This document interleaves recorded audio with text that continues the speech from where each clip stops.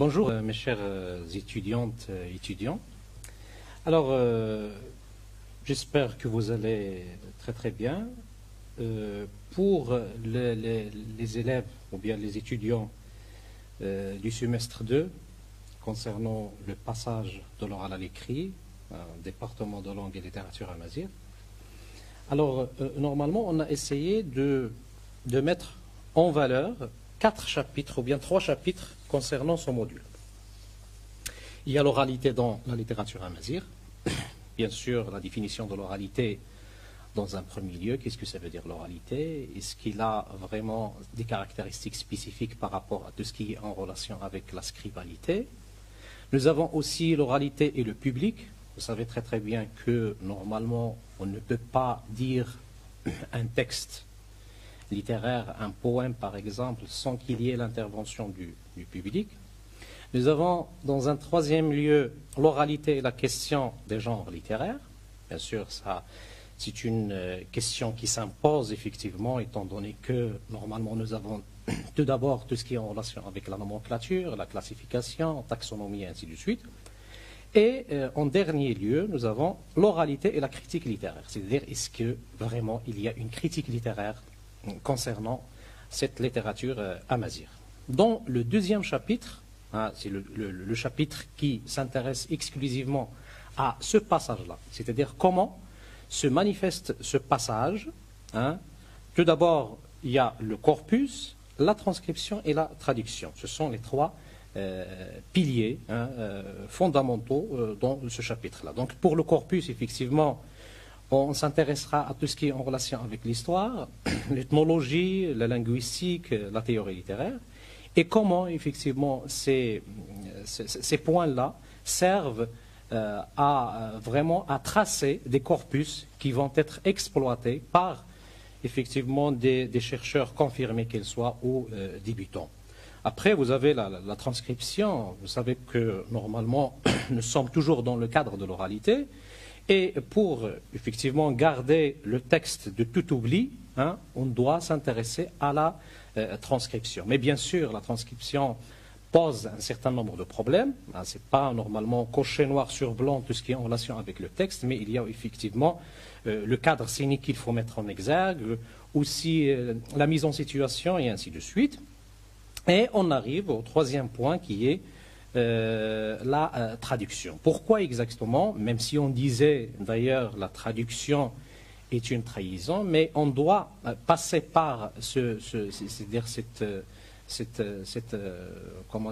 perspective, étant donné que normalement ça permet effectivement d'aller, ça permet à la littérature amazigh de passer de tout ce qui est en relation avec le local vers l'universel. C'est-à-dire que les gens vont s'intéresser à cette littérature par l'intermédiaire de la traduction.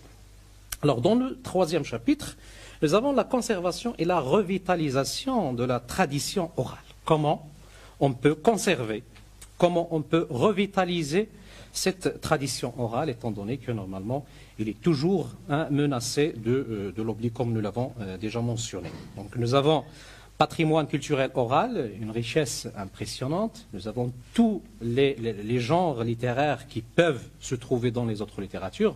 En l'occurrence, nous avons la poésie, le théâtre, les proverbes, les devinettes et ainsi de suite. Donc c'est quelque chose qui, comment dirais-je, qui nous impose effectivement de la sauvegarder.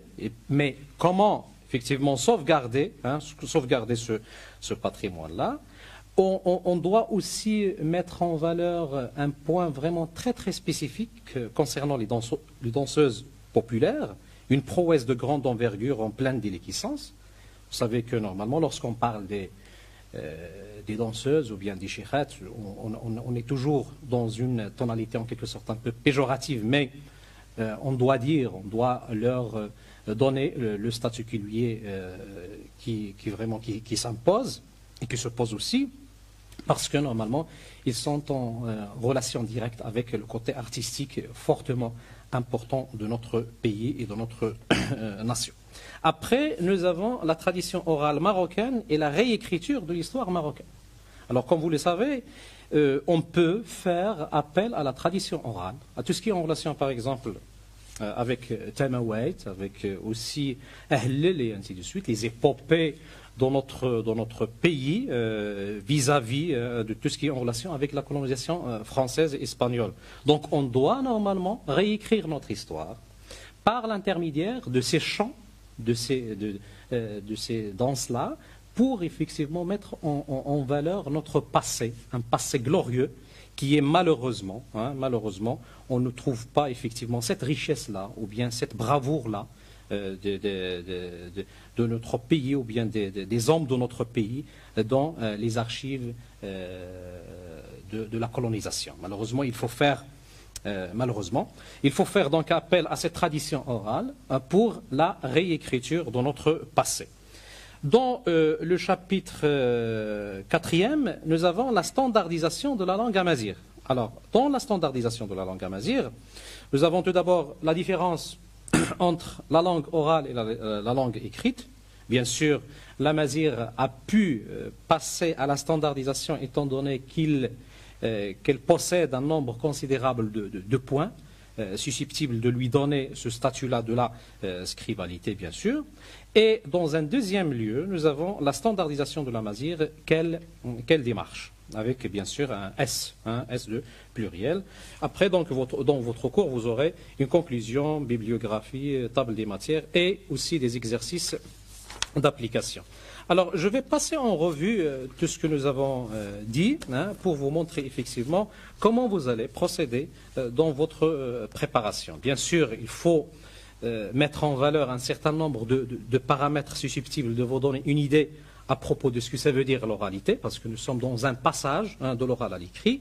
Donc, il ne faut pas prendre l'oralité dans un sens un peu péjoratif, parce que normalement, ce phénomène-là est fréquent en sciences humaines, particulièrement en ethnologie et en anthropologie. Il est plus visible dans tout ce qui est en relation avec l'africanisme. Et après, il est stérile aussi de penser que l'oralité, ou bien de penser l'oralité dans un sens négatif.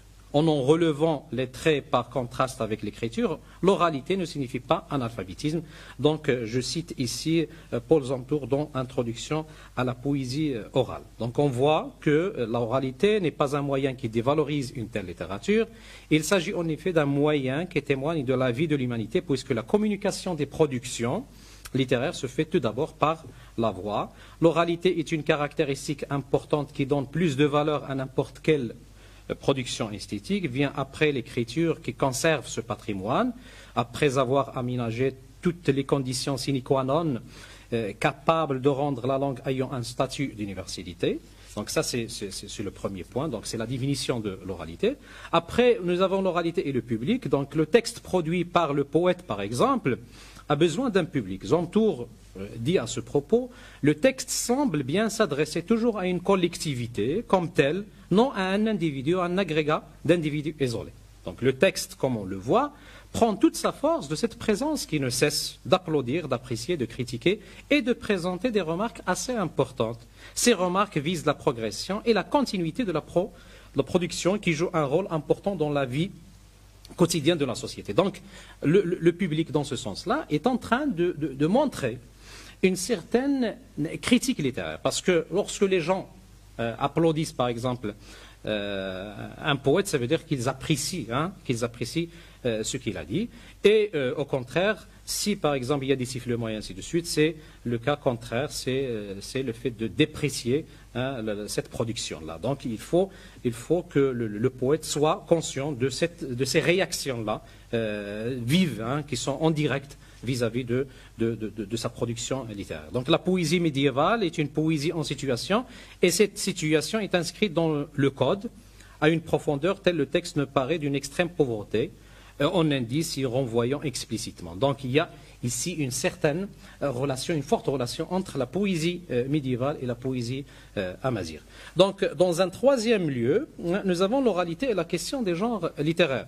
Alors lorsqu'on parle des genres littéraires amazigh, on peut affirmer sans contexte que les recueils qui possèdent à une taxonomie ne prennent pas en considération la définition ou une typologie explicite. On donne simplement le nom du genre et on le traduit tout simplement. on focalise le travail sur des données philologiques, ethnologiques et aussi thématiques, sans qu'il y ait effectivement une recherche spécifique concernant effectivement cette taxonomie. Parce que la taxonomie en poésie amazigh pose un grand problème, sans parler effectivement de toutes les différentes nomenclatures qu'on trouve au Rif, ou bien au Moyen Atlas, ou bien à Sousse, et bien sûr sans parler des autres régions, en Algérie, en Tunisie, au Sahel, et ainsi de suite. Alors, après, bien sûr, le fait, alors, il faut dire que le fait de traiter la question des genres poétiques dans un domaine littéraire, oral, tel que l'amazigh, bien tel que celui de l'amazigh, c'est s'aventurer dans les méandres d'un immense chantier où les résultats probants sont difficiles à escompter. Il y a effectivement des dangers, ou bien beaucoup de perspectives dans ce champ d'investigation, parce que effectivement plusieurs chercheurs ont essayé de cerner cette problématique à l'image d'André Roux, ou bien Drouin, ou bien encore Michel Peyron, sans effectivement arriver à donner une spécificité concernant ces genres-là. Donc pour l'oralité et la critique littéraire, il faut mentionner que normalement la majorité des critiques littéraires qu'on trouve amazigh, qu'on trouve dans l'ère amazigh, se sont vraiment inspirés de tout ce qui est en relation avec la critique mondiale. Les démarches suivies, les concepts, les outils d'analyse sont pris en considération par les critiques de la littérature amazigh. Ça, dans un premier lieu. Dans un deuxième lieu, l'instauration des études amazigh dans plusieurs universités marocaines. Et ça, c'est très important aussi parce que louange à Dieu, maintenant nous avons un certain nombre de départements dans les universités marocaines, sans exception. Cela a donné la possibilité de cerner la culture et la littérature amazigh d'une façon académique, c'est-à-dire c'est le fait de passer de tout ce qui est en relation avec le côté amateur vers le côté professionnel. On a donné de l'importance à l'élaboration de corpus avant de passer à l'expérimentation de plusieurs approches et théories, donc les approches littéraires bien sûr, le cours ou bien le deuxième cours que j'assure moi-même. Alors, ce qui a permis une relecture et une redécouverte de cette littérature. Ça, c'est très important. Alors, ces derniers temps aussi, les publications se font en amazigh. Ça, c'est très important. Après la poésie, il y avait la naissance de plusieurs genres littéraires exprimant différentes manières d'écriture. On trouve le conte, la nouvelle, le théâtre et ainsi de suite. Et, en dernier lieu, les efforts fournis par l'ERCAM, mais qui sont au service de la littérature amazigh, sont au niveau, ou bien soit au niveau des publications, ou aussi au niveau des recherches. Tout ça, ça nous donne une idée à propos de la critique littéraire concernant la littérature amazigh. Alors, pour le passage, le deuxième chapitre, le passage de l'oral à l'écrit, pour le corpus, comme vous le savez, le corpus constitue une matière brute que chaque étude peut investir pour réaliser ses propos. Il tend la main à tous les chercheurs, historiens, ethnologues, linguistes, théoriciens de la littérature, afin de ressortir les trésors dont il regorge. Alors, pour la transcription, et d'ailleurs, c'est quelque chose qui est primordial et que vous devriez maîtriser bien sûr dans les futures recherches, dans vos futures recherches, parce que le problème qui se pose n'est plus celui de réussir un simple exercice de transcription. C'est un simple exercice de transcription d'ailleurs, d'accord, mais c'est l'appauvrissement d'une production artistique. Et ça, c'est très important. C'est-à-dire que lorsqu'on prend, par exemple, un stylo pour écrire noir sur blanc cette littérature, on ne donne pas une grande importance à tout ce qui est en relation avec le cadre cinétique. C'est-à-dire, on ne va pas parler des circonstances dans lesquelles le texte a été produit. Mais cet acte recèle, je cite ici Taifi, cet acte recèle de dangers insoupçonnés. Il ne suffit pas en effet de transposer dans l'écrit un poème et le fixer pour en donner toute l'interprétation sémantique dont il est parleur. Seul le texte lui-même est dans ce cas l'objet de la matérialisation graphique. Or, nous avons montré que le sens des poèmes, par exemple, poème Ahlil, est déterminé non seulement par le contenu du texte, mais aussi par la situation d'énonciation, lors de la représentation des poèmes par les chanteurs. Donc, je vous invite à, effectivement, à chaque fois que vous avez une production littéraire, je parle exactement de tout ce qui est en relation avec la poésie, vous devriez mettre en valeur cette situation d'énonciation. C'est très important parce que ça va nous permettre de comprendre énormément de choses. Et d'ailleurs, lorsqu'on parle de de l'analyse d'une œuvre littéraire, on commence généralement par ce qu'on appelle la contextualisation, c'est-à-dire le contexte historique, le contexte aussi économique, politique, social et ainsi de suite, pour déterminer le pourquoi de la chose. Pourquoi nous avons cet objet-là, ou bien cette matière brute, dans une date donnée, parce qu'il y a un certain nombre de circonstances. Donc c'est ça le rôle de la contextualisation, ou bien l'effet de la contextualisation, ou bien le rôle de la contextualisation, dans tout ce qui est en relation avec la compréhension, l'interprétation, l'herméneutique du texte littéraire.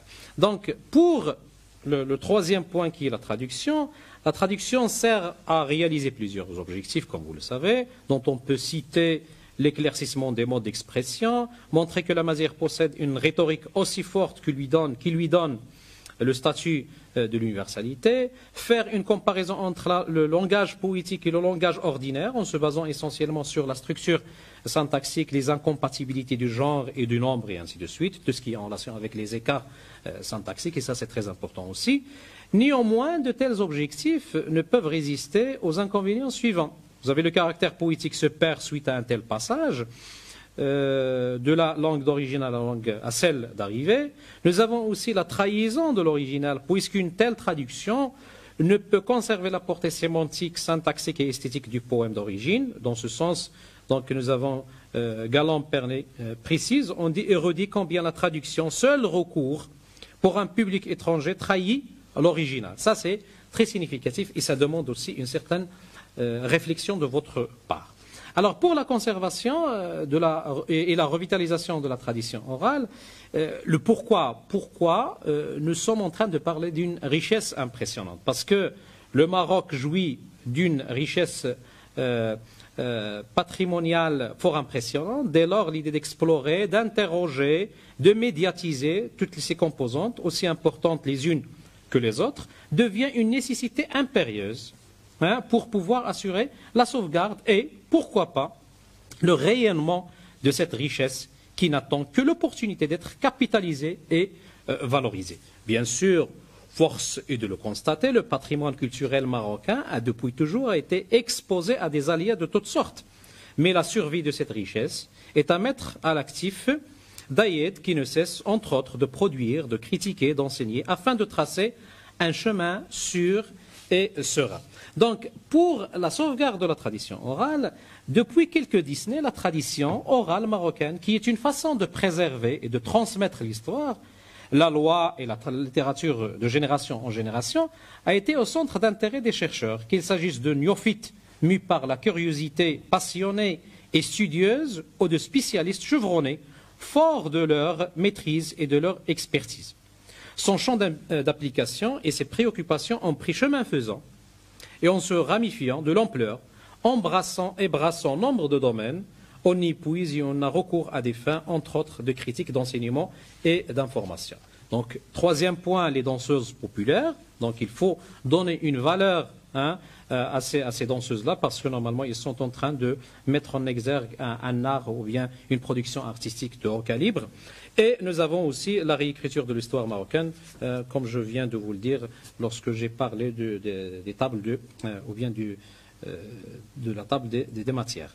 Alors, pour le quatrième chapitre, la standardisation de la langue amazigh, donc effectivement la langue orale, la langue écrite, pourquoi exactement on est obligé de passer de l'oral à l'écrit? Parce que il y a tout d'abord, il faut dire que normalement, même si nous disons que l'amazigh est essentiellement orale, elle entame avec beaucoup de succès, ça c'est très important, avec beaucoup de succès l'écriture ou la scribalité. Un tel succès ne peut en aucun cas être compris comme une simple volonté. Ce n'est pas une simple volonté, mais c'est aussi quelque chose qui est en relation avec la possession d'un système phonétique, phonologique, lexical, syntaxique, grammatical propre à elle, un alphabet particulier qui se fait selon une notation spécifique, etc. En plus, l'amazigh contient une littérature fortement riche et impressionnante qui représente un corpus littéraire énorme et une qualité suffisante qui peut être traduit, enseigné et mis en valeur par le biais d'une approche audiovisuelle afin d'être revitalisé et revisité par les générations futures. Par suite, l'amazigh, au voisinage des autres langues, possède un nombre considérable de fonctions, un statut lieu propre, des représentations des locuteurs, etc. Ce sont ces éléments qui assurent la langue, ou bien à la langue amazigh, un passage sûr et serein de l'oralité à la scribalité. Alors, pour la standardisation de l'amazigh, quelle démarche? Ça, c'est une question fortement importante, et d'ailleurs, vous devriez lire et relire, ou bien aussi faire des recherches dans ce sens-là, parce que la standardisation de la langue amazigh marque une volonté ferme de la part des décideurs, toutes disciplines confondues. Néanmoins, une telle décision constitue un défi majeur qu'il faut mener à bien avec beaucoup de précision et de concision. Déjà, pour l'amazigh, la standardisation est de 4 niveaux. Le niveau supranational, le niveau national, le niveau régional et le niveau local. Ce choix nécessite une prise de décision qui s'opère sur un côté politique, une approche théorique et une démarche opérationnelle. Alors, à la fin de votre fascicule, vous avez une bibliographie qui peut effectivement vous servir à grand chose, étant donné qu'il y a un certain nombre de références sur lesquelles vous devriez vous baser pour comprendre le pourquoi de la chose. Et nous avons aussi des exercices d'application, qui vous donnent une idée sur la manière, c'est-à-dire d'analyser, de faire une analyse concernant votre module. Et aussi, il faut le dire, il faut s'intéresser à tout ce qui est en relation avec la terminologie, ou bien un glossaire que vous allez trouver dans le 2e cours. Donc voilà, merci.